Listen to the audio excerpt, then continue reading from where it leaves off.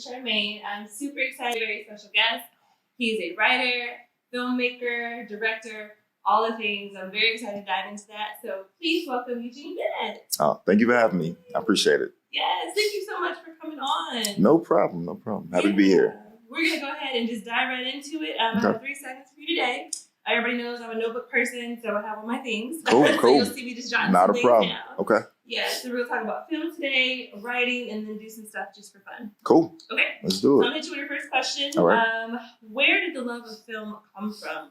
Where did it start? So I actually started as a photographer. Oh. Okay. So I didn't jump right into film. So while I was, working as a photographer, I always looked at video like something I didn't really want to jump into because I didn't really know much about it. And it would be starting from pretty much an open slate, clean slate. So, and it just seemed like a lot of work to kind of learn a new craft. So eventually I just took on the challenge because photography kind of became, kind of effortless at some point. So I took on the challenge and then, it started with wedding video and stuff like that, just your usual videography stuff. And then I'd say in 2019 is when, I wrote my first script that I actually intended to put on the screen. Okay. What script was that? Oh man, so it was called The Fall Off. It was a crime drama. Ooh. It was something that was influenced by a lot of things I was watching. So it was very heavily influenced by like Power and Snowfall and stuff like that. So mind you, this is like right before the pandemic hit. This is end of 2019 because I shot that beginning of 2020. Okay. So once the pandemic hit and I had actually shot that, I kind of actually had time to sit down and like really decide of, okay, do I really want to do this? And, everybody had to kind of sit down around that time. So it gave me a moment to kind of sit down and decide if that's what I wanted to do. Okay. Yeah. So I saw on your Instagram that you put a lot that you self-taught. So how did you teach yourself how to do film? So a lot of that came during that moment, during lockdown and during the pandemic. So I took a bunch of master classes. Okay. We were locked in, we couldn't go out. And I had actually just quit my full-time job before the pandemic hit. Okay. So to follow your passion or just? Yes. Okay. So both. So it just kind of happened at the right time. So then when the pandemic hit, I have a little girl that was also in daycare, but I needed to keep her. So everything just kind of happened like at the right time. Mm-hmm. So yeah, I'm sitting down. I just took some master classes, basic camera operation, which kind of went up to script writing. And then, that goes into framing and all the things that goes into filmmaking. So I probably took about 3 different ones. I'm enrolled in one right now. Well, not a master class. I'm in a online film school called Art of Documentary. Okay. So I'm still at it, still enrolled in it. That's cool. That's cool. I need to take a master class. I've been wanting to do one with Issa Rae. Yeah, hers looks pretty dope. I kind of want to check because hers is about being a showrunner, I think. Right. Yeah, I think I want to check hers out too. Yeah, for sure. Okay, cool. So my next question for you is, what are some differences between preparation for like your shorts versus like the movies or films, and like what's the different preps for those? Well, the pre-production process for me is the same. Okay. Because I have like a step-by-step process that I take, an approach that I take, and that way I'm able to ensure that I get a certain level of quality out of everything I do. So it really depends on like what the final product is, if it's a short or if I'm just doing, a documentary piece or something like that. The prep is a little bit different, but it's very detailed. My most recent project that you had the pleasure of checking out at the screening. So I probably did about 2 months of pre-production for that. Okay. And that includes, location scouting, figuring those things out, storyboards, working with the cast. And then, we actually did production, and then there's post-production after that, which is, all the editing and all that stuff. So how are you on your team? You'd be surprised. So there is no team. There's no team. So I'm a DP. For the most part, I work with other crews. I'm hired to work with whoever needs me for whatever position. Okay. Usually that's a DP or a camera operator. But when I do my own projects, I'll hire a boom operator and I'll hire a production assistant most of the time. I just like to keep my crews pretty small, usually around 3 people or so, Okay. including myself. So, Yeah. so one phase was just myself, a boom op, and a production assistant. Okay. Yeah. For somebody that doesn't really know that life, what's DP? That is a director of photography. Okay. You may have seen cinematographer as well. Mm-hmm. They pretty much go interchangeably. But we work closely with the director to create the look of the film. We decide the lighting, lens selection, like the framing, how things will be set in whatever scene. And yeah, it's a big part of what you see in the final product and anything that's scripted. Okay. Yeah. Cool. Nice. Wow. A whole new world. It is. It is. Not to be confused with, videography. They kind of go, I won't say they go hand in hand. They're just 2 different things. Okay. But there is a big difference between the 2. Okay. What's one difference you would say? So with videography, most of the time, you're capturing an event or something you're showing up to capture something that's happening in the present, weddings, events, something like a music video is something that could be where you do a little bit more planning and things like that. I've seen a lot of videographers tackle that, but there's just a big difference in preparation. There's a big difference in what you do with it after you make it. But yeah, that's pretty much the biggest difference. I mean, you're showing up as a videographer with your equipment to capture what you see. Mm-hmm. And as a DP or a cinematographer, before you get to the location, you're planning how everything is going to look. Gotcha. So you already know what the outcome is going to be. Okay, mm-hmm. That makes sense. Mm-hmm. Just taking it all in. Yeah, it's a lot. And, it's not really common knowledge unless you're like in the film world. So those 2 roles, the lines kind of get blurred a little bit amongst like the general public. So yeah, that's cool. I love it. Yeah. Okay, last question for film. Okay. What are some of the challenges, when it comes to like casting? And then what are some of the fun moments that you have? The challenge for me with casting is I don't like turning people away. I don't like the selection process, because I always, I get a ton of good people that submit to casting calls and I can only pick one for one given role. Yeah. So I don't really like the selection process as far as casting goes. The fun part of it is you usually end up with, if you're good at casting, you end up with a good family for a few days. Mm-hmm. Like my cast for Unfazed, man, it just came together. Everybody was super cool. It was a dope family environment. We had great time on set. Yeah. And, everybody still keeps in touch. We still talk. We have a nice little group chat. So it really depends because I've had a production where it wasn't bad, but it wasn't as close-knit as, what I just said. So, but yeah, that's what I'd say in terms of casting. Yeah. Okay. Mm. Well, that's interesting. I imagine you meet a lot of people too. A ton. Yeah. So I actually just opened up casting for season 1 of Unfazed, which we're still funding. Mm-hmm. And it was like opening the floodgates. So it was just like email after email coming through, just filling up, just crazy. So it's a good, fun process, but it's also a long one because you want to make sure you get the right people. Right. So what does that mean? If you already have, you had the premiere, we saw the pilot. Mm-hmm. So what does that mean now that you're opening up casting? You're going to be changing who's already in there, you're adding 2. So how does that work? The pilot shows like our leads, our core characters. So what I was casting for are like supporting characters, minor characters, and then people that could be used for like extras and stuff like that. Yeah. Cool. Nice. Mm-hmm. This is exciting. I love it. It's fun. I love doing it. Yeah, I love doing it.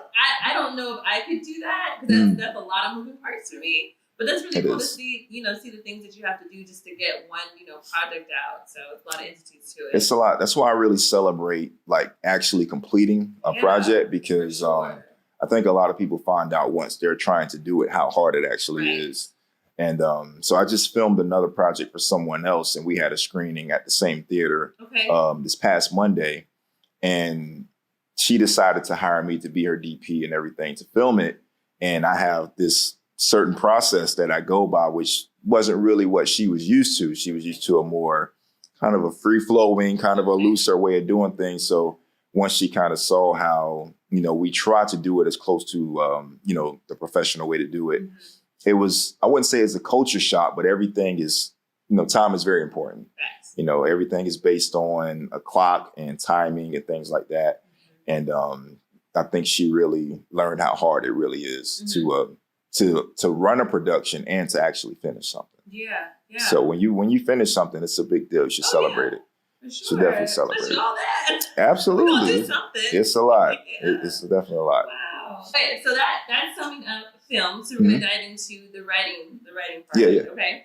Which is what speaks to me because I'm a writer as well. So I'm excited to get your intake on this. Right. So what inspires your creative writing? Like, do you have to be in a certain space? Does it just come to you? What's your process for that? I really just write what I would watch. Okay. The type of things I would watch. So what started it is I just wrote the type of content that I wanted to get hired to do, to make. So I didn't really jump into it like, hey, I want to tell this story, or it became that later. But in the beginning, I was just writing stuff that I could shoot and that would look good for me to get hired to shoot those types of things. Okay. But now I'm such a big movie person that, I get inspired by things and I want to tell my own version of certain stories. So that's kind of where it comes from. Okay. What are some of your favorite movies? Oh, man. Big question.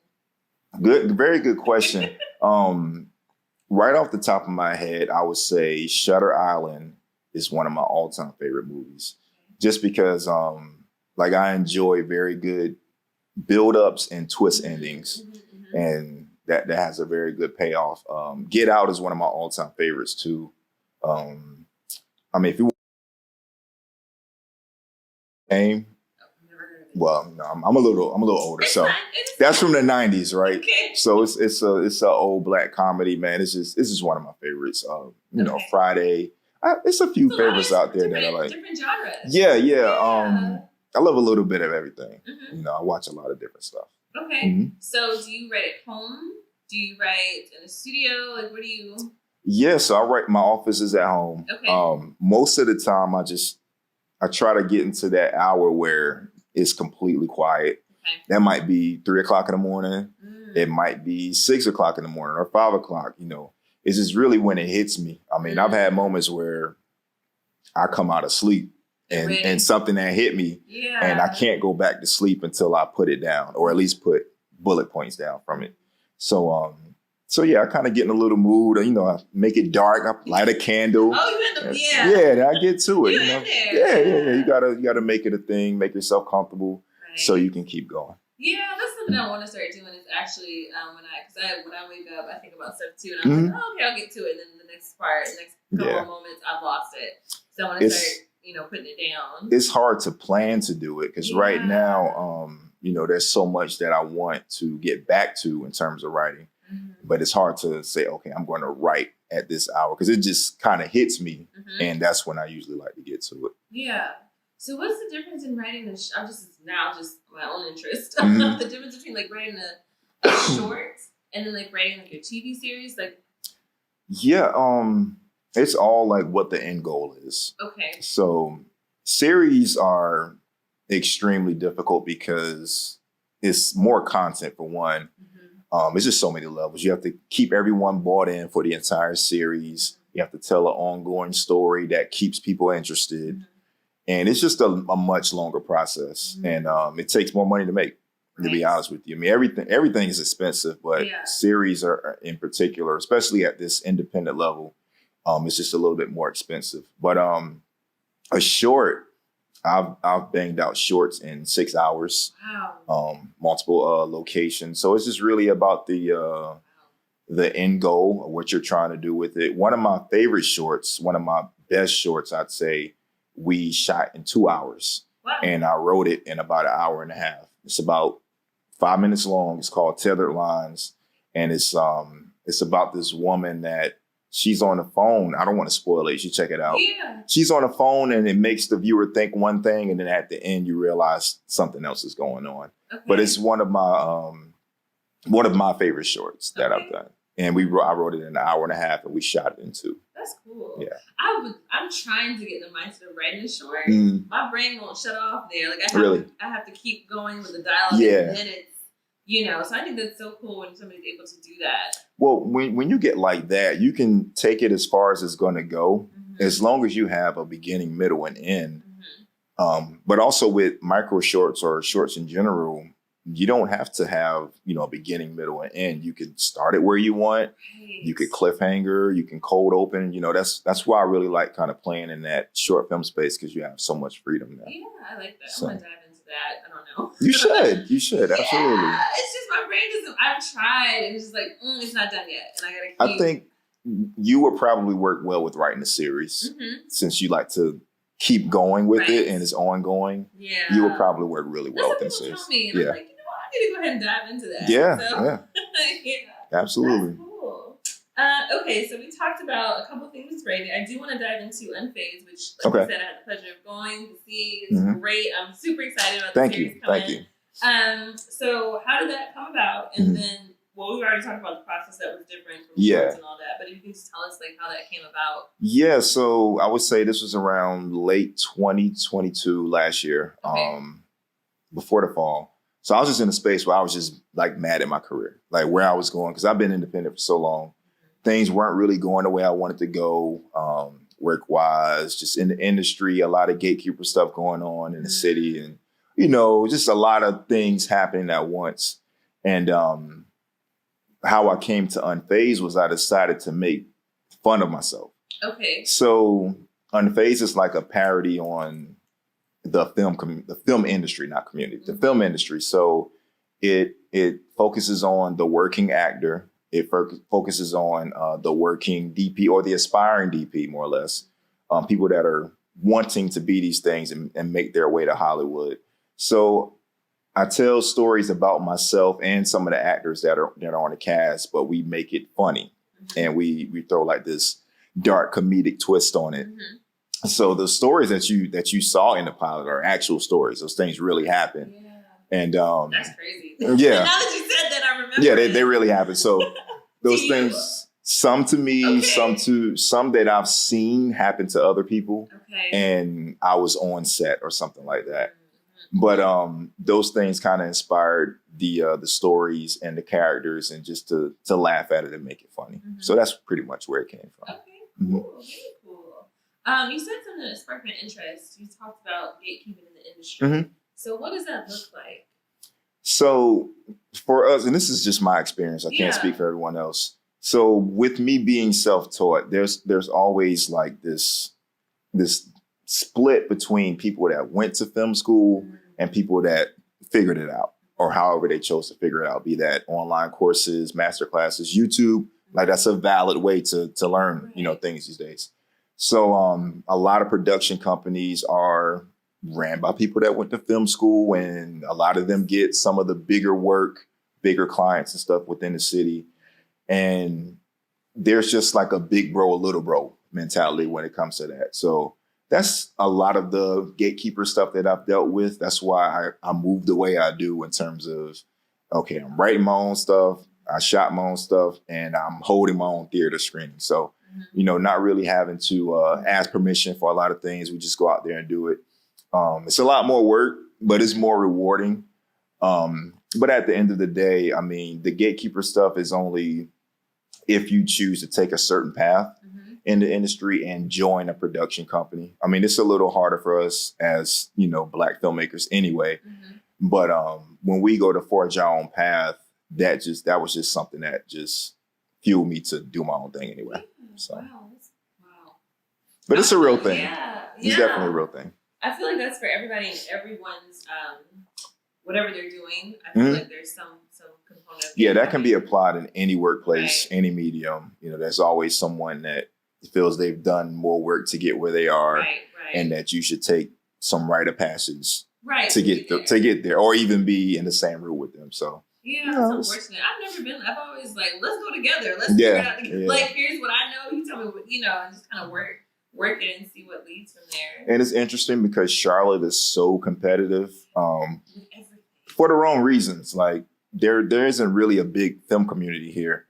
So when you meet people that are somewhat interested or want to take those steps to be in it, there's still like a level of, you can feel like a level of competition between each other. And I think it's weird because a lot of these crews can be huge on some of these sets and can really make some great things happen on screen if people would just get together and make it happen. So. Right. So, as a Black man in this industry, what's the difference for you? Like, what are some of the challenges you feel? Is it As far as like filmmaking or being in the industry, or being in the industry? I guess I'm trying to see how I want to word it. Because I've talked to, I have a couple of friends that are actors, and they've talked about some of the challenges as a Black actor. Yeah. It's gotten better because more and more, getting more shine, those types of things. Is that the same for filmmakers and writers now that we're seeing more? Is it easier? Is it still challenging? So I consider myself a little bit of a cheat code because I'm able to write and shoot my own stuff. Right. So a lot of people do one or the other. So they might be able to write and they will have to hire someone to shoot, or someone not be the best writer. So you kind of need that other half. So, it took me years to get there to be able to write things, but I also play to my strengths. Like, I don't write stuff that I'm not necessarily interested in, or I don't think that I would be good at writing. But in terms of like, the challenges for me, it's just funding. And I think that's with everything. But with everyone, I don't think that's just specific to being a Black filmmaker. It's finding people that are willing to buy in financially and take it to the next level. Because, if you look at it, a lot of the things that we enjoy on TV, some of the creators there, they started at this level. And they had to eventually get there, be that they created a short, they got picked up, at Sundance or something like that, or Issa Rae, she had a YouTube series, got spotted by HBO. There's different ways to get there, but all of them take money. So, I think for me, that's my biggest thing, is to get the money to do it. What does the funding cover? Like what? So you can elaborate on that. Yeah, so production costs. I'm not really someone that, call a cast and say, hey, let's shoot something, but I can't pay you. Right. Because I did that in my early years. So now I feel like I'm a bit more experienced to the point, and I'm treated as such that I don't want to be known as producing quality work and not paying people to be a part of it, and only I benefit from it. Because that gets around. Right. It absolutely will. Yes. So, production costs, things like the screening, all that goes into marketing, equipment, rentals, the list goes on. But, and to be honest, like the number, it goes up. If you want quality work, it's going to cost you a little bit of money to get there. Okay, good. That's good to know, though, so we can know. So we can support all the things. Absolutely. Anything else you want to add about writing before we move on? Don't be afraid to dodge the trends, right? Okay, what's that? Usually, so you'll see like maybe one point, when power was really heavy. And that's why my first short was a crime drama. You see a ton of other things come out that are very similar to it. So eventually you'll get to the point where that particular genre is saturated. So don't be afraid to do something different and, take your shot at that and see if it works for you. So. When you said that, I kind of thought about Abbott Elementary because there's nobody else doing a show like that. And it's the closest thing to that, it's an old show. It really reminds me of like Curb Your Enthusiasm. Yes. So but that was so long ago. Right. And this is it's a Black sitcom. Right. And it's shot very similar to how they did that. So that was one of the first things I thought about with that. Yeah, and then The Office was kind of similar. The Office when they shot it too. What's that called? So when they look at the camera too. Yeah, so they break the fourth wall a lot. It's almost like I don't know the exact term for it, but it's like a mix of reality and like candid filmmaking somewhat. But they acknowledge the camera being there, so that's what makes it kind of like reality, but it's scripted. Right. So it's very interesting, but I think because you haven't seen anything like that in a while, that's why in what's her name? Quincy, she threw her spin on it. It's about a school, you have all these great characters, and it just stuck out. They cast it so well. Yeah, the cast is great, and it was a hit. So you gotta be willing to do something a little bit different. Even if it's something that didn't work a while ago, times change, just throw your spin on it, it might work. Yeah, and y'all did that, like you broke the fourth wall, I'm saying that right? With the trailers in the camera? Yeah. So I did that. I love stuff like that. So I wasn't sure, that part I wasn't really sure if I wanted to do that, or if I wanted to make that a thing, that we would keep like acknowledging the camera. But it just felt proper in that moment for what happened. It just kind of looks at the camera like, Can you believe that? Do y'all see this? Right. So it just felt appropriate for that. Yeah, I love that. That just really resonates with me. I don't know, because I've been looking at people like that in real life, so I love that stuff. Cool. Okay, so we're gonna move on to our just for fun. Okay. So when you're not writing or doing films and being into that world, what are some of your favorite pastimes? I'm still somewhat attached to the world because I watch a lot of movies. Okay. But I'm also probably not the person you want to watch movies with because I watch them completely different. Okay. Because do you enjoy them? I do. So okay. So when I'm watching something, I'm looking at the angles. I can look and tell what kind of well, not specifically what kind of lens it was shot with, but I can tell if it was this type of lens or that type of lens. I look at the lighting because I'm taking mental notes as I'm watching different things, and but I'm also someone that notices like bad editing and stuff like that too. So I watched the show. I don't want to say the show, but we watched it and there was some really bad continuity stuff in there. It was a show on TV, on cable. More than one season. I'll say it off camera. Okay, I don't want to be that person that critiques because I'm in the same field. But yeah, I saw some things and I pointed it out, and who I was watching it with, they didn't even, they didn't see it. But I look for those things because when I'm editing, I have to look for them. So yeah, watching movies. I'm a big person that watches in IMAX and surround, and I need all the bells and whistles when I watch movies. Still a little bit into video games, not as much as I used to be. Okay. But yeah, that's pretty much what I do outside of the process, I would say. Still in the process. Still in there a little bit, yeah. Okay, I always wonder that because I know we have like an artist and they're going to like a showcase or something to critique, and so I wonder with filmmakers how you all look at the, if you're able to sit and actually just be. You can, and I was just having this conversation with someone that I only give my opinion when asked about like film and industry stuff because I think there's a negative connotation with just offering your opinion when it's not, especially if it's something that if it's a critique. Right. So I think when you're asked about it, that means that they're open to whatever it is you have to say about it. So that's just kind of how I treat those. If I get invited to a screening, I'm there to genuinely enjoy the screening and check it out. If my opinion is asked, I'll give it. But otherwise, I'm just there to check it out and I go about my business. Okay, cool. So for most screenings, do they have, is it just the pilot they have done? Like for you, do you have the pilot just done? Do you have a couple of episodes, or just this is what we're showing before we progress? Right. So I'm taking a different route with this. Usually when you're trying to pitch a series or something, you pitch the pilot script. It's not even shot most of the time. So you shop the script around and you try to get people to invest in it and fund it. Me, because I've done multiple crowdfunding situations before that didn't work, I wanted to try something different. So I said, hey, let me fund and shoot the first one so people that support, they can literally see what it is and decide from there if they want to support it. So in most cases, you won't see a screen for a pilot. You won't even hear about it until it either gets picked up or not. Yeah. So I was just taking a different approach. Okay. Yeah. So how does that work in TV though? So like you'll see the pilot and then like you don't see the show for like months. Yeah, so in some cases, like pilots can be made and then they won't get picked up for years. Oh, so that happens.